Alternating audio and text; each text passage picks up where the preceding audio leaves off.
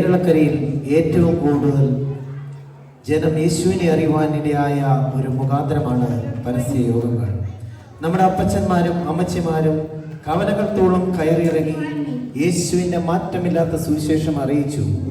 കാലം മാറി, ടെക്നോളജി മാറി, പലവിധമായ രീതിയിൽ യേശു കർത്താവിനെ ജനം അറിഞ്ഞുകൊണ്ടിരിക്കുന്നു.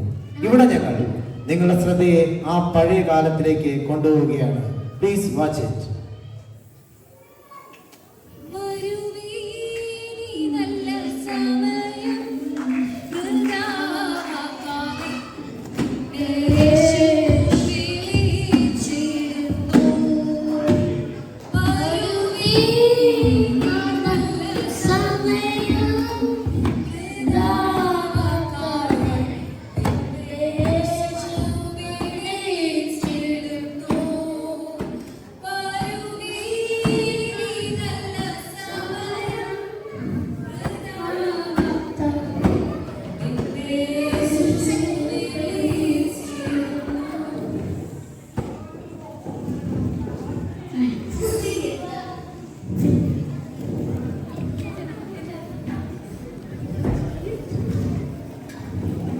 കർത്താവായ ക്രിസ്തു വിശുദ്ധ എന്നാൽ നേരിട്ടൊരു കുടുംബരക്ഷ പ്രാപിക്കും.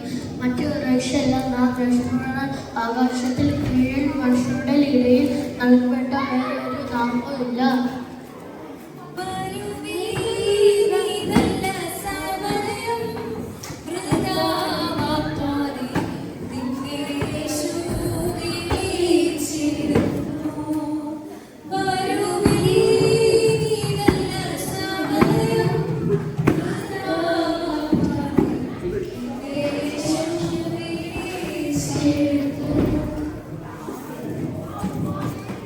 യേശു പാപികളെ രക്ഷിച്ചു.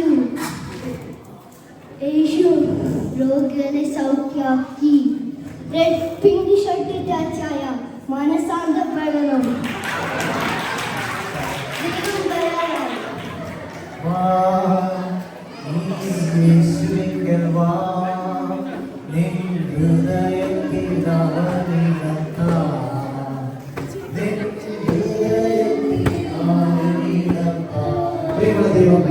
ഒരു കാലത്ത് അയർലൻഡിൽ നിന്നും അനേക മിഷണറിമാർ നമ്മുടെ നാട്ടിൽ വന്ന് സുവിശേഷം അറിയിക്കാനിടയായി.